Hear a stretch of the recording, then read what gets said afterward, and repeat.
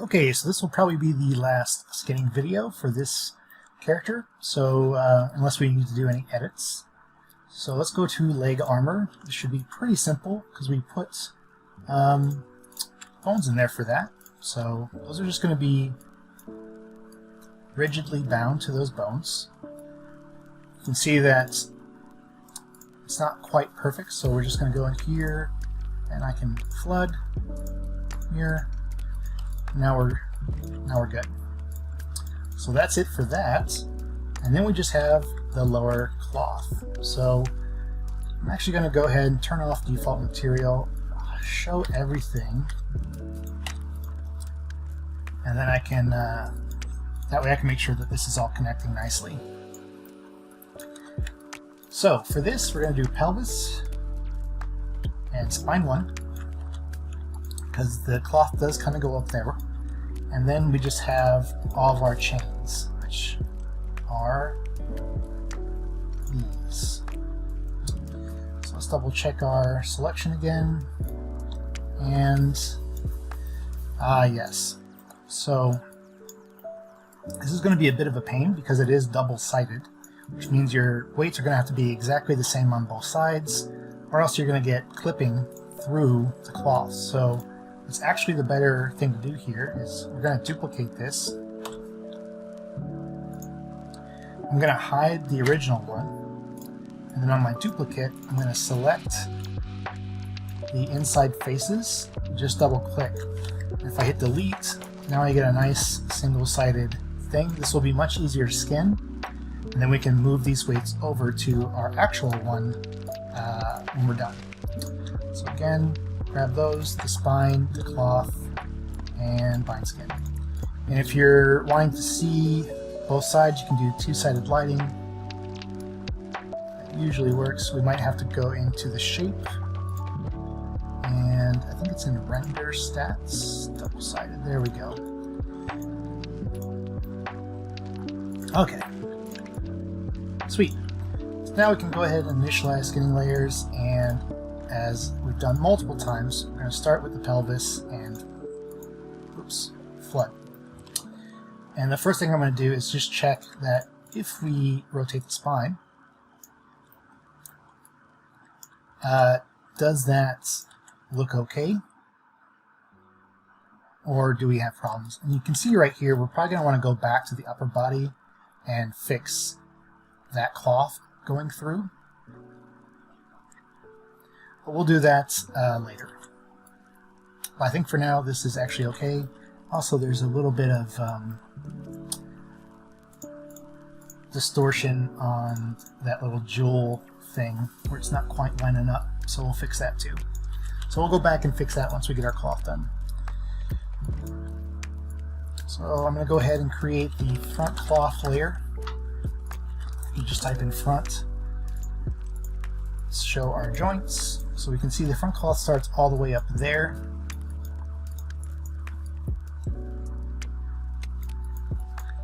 Because this is single-sided, it's going to be very simple. And if we do paint on the other side, remember that we can always use our mask to easily mask things out that we don't want to have influence. Otherwise, this will be pretty straightforward.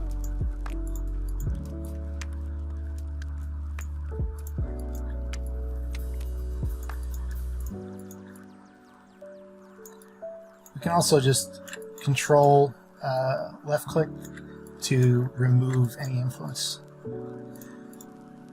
Let's go ahead and smooth, and then just take a look, see how that looks.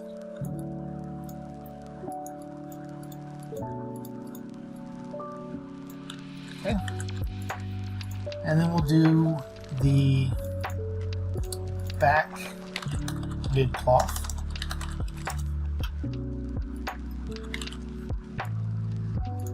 So that's going to be these guys.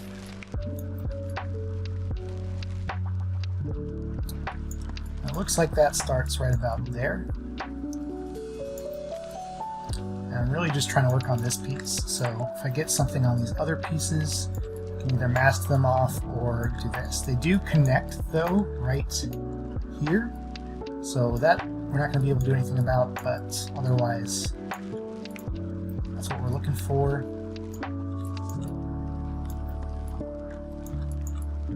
And we'll double check that we don't get anything on the front cloth piece here as well.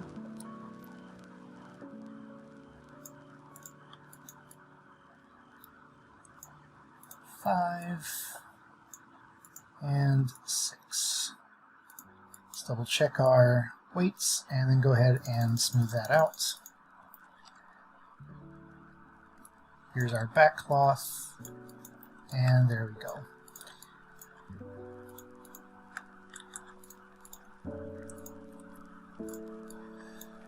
One more layer for the back side cloth. This layer we can mirror over. So that's going to be these here.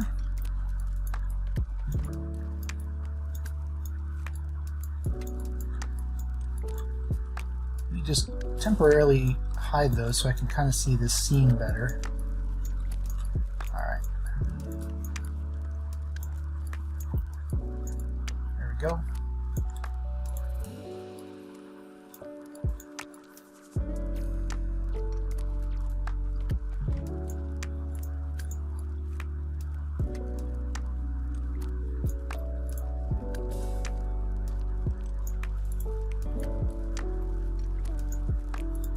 Alright, let's take a look.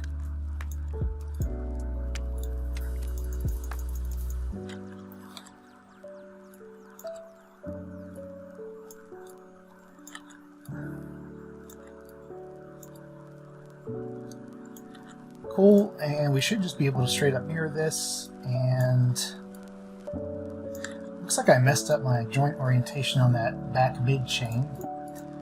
It's Y instead of Z.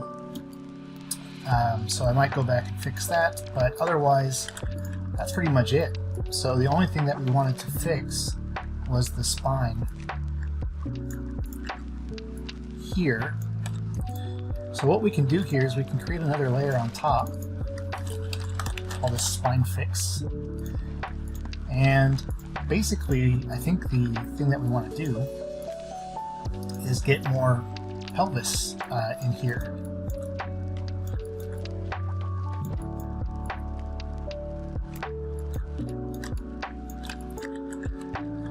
So let me hide.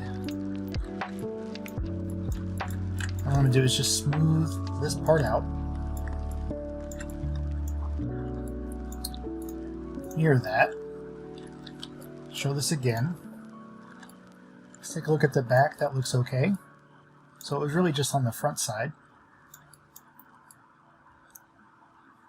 And like I said with the belt, we do have a joint on this, so... Or we did. I don't know why we don't anymore. Oh, I'm an idiot. I actually didn't put any weight on it. I just put it between the spine and the belt. So I'll fix that. And, but yeah, that's pretty much it. One thing we'll probably run into is this front cloth, right? So it's going to clip into that. So let's also go back to bind pose. Take the two top front cloth joints and add it as an influence, making sure that lock weights is checked. And we can come back in here. I'm just going to do another layer for cloth. And let's take a look at the joints. So right around here.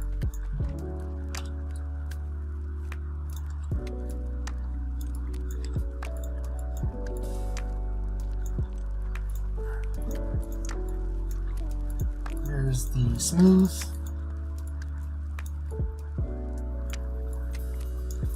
Cool. And then let's again take a look at the spine just to make sure that's still looking okay. And now let me fix the belt. Can't believe I did that. It's down up here. Where is it?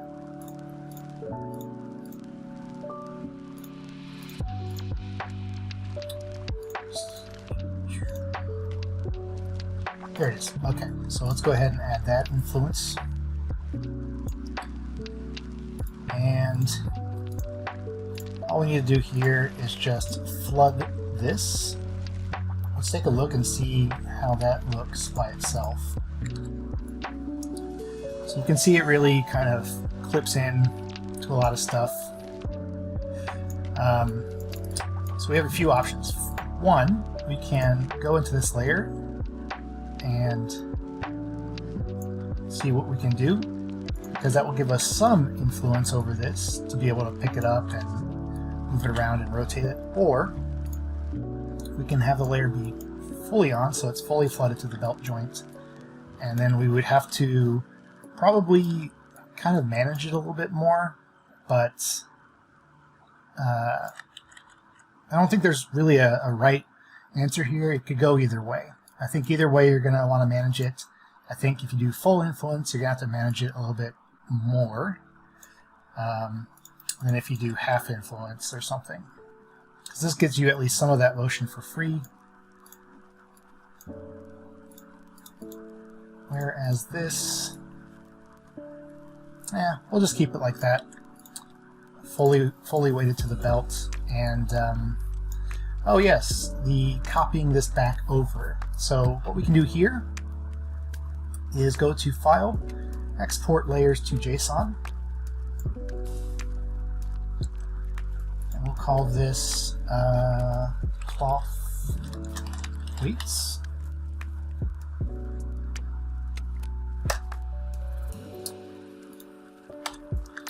We're going to want to add the same weights onto the original mesh. So everything, pelvis, all the cloth, spine 1, grab that, find skin. You can hide this one. I'm going to call it proxy mesh and hide it. And now we can import our cloth weights onto this. I'm going to turn off keep existing layers because we haven't really done anything with that. And now our double-sided cloth with the 2 layers is perfectly aligned. Everything will work correctly.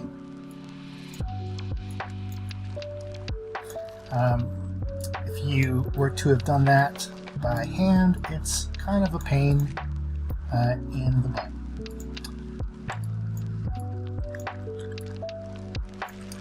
One thing that I'm looking at is that,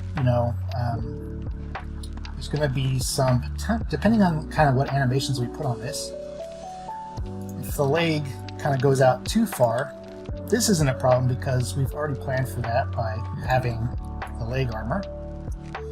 So we can set up a nice set-driven key for that. But the cloth, I don't think, is going to go, doesn't start high enough for that to be, a non-issue. Right, so that one's going to be tricky if it goes out, because we might want to, this is where, the reality is, like in a production environment, I would absolutely go back and probably add more joints to this and put the pivot higher. It would mean reweighting this, but it would mean better deformation on that. And it's just hard to kind of have all that correct from the very beginning. So yeah, I'd probably put another joint actually up here, which would at the very least allow me to, when I pose this, match the angle of the leg. Because depending, like as soon as the leg pops this way, you're going to get some clipping. Now, one of the things that we can do is we can try to put some leg influence on this, but I'm not sure if that's going to look super good or not, because the cloth joints are actually a child of the pelvis, and so it's going to be a little bit strange. The best move would actually be to add more joints, and at least one more, and put the pivot up here. That would definitely give us the best results, because even if you, like, say, translate this, which there's nothing, that's fine. It doesn't have to just be all rotation. So let's say we wanted to translate this to match, right? We can't even really do that because the influence is just enough. So we'd have to either put more weight up here, or but I think the best thing would just be to have a pivot that's kind of like right up here, and that would give us a nice cloth. So one of the benefits of using ng skin tools, as you just saw, is that it's very easy for us to save out weights and then import them in. And there's different methods that we can use to import them in. So for example, if we were to do that again, you'll see closest point on surface. That's very useful for when you're dealing with single-sided to double-sided. We have UV space. It's very useful for when you have something that's very similar, has an exact same UV layout, but the topology has changed, the vert order has changed. That will get you a much better result than this. And then the best result is going to be by vertex ID, but as it says, source and destination vert count and order must match. That's going to give you an exact import, which is what I'd probably use if I was exporting the weights from here and then adjusting. I would do that. So I'm actually going to do one more video to show adjusting this, because I'm going to save this. I think where this is good, and we could go forward with this, but I think it would be better if I went ahead and actually just made that change. It's really only going to be needed for probably these side pieces at least. Let's actually double check that. So if we do this, yeah, we'd want it for the back too. I don't think we need it for the front. No, I think the front's okay, because we'll also put cloth simulation on these. But even with cloth simulation, if I were an animator and I were trying to pose this, I just can't make like a good pose. So let's fix that. So I'll do that in the next video, and yeah, see you there.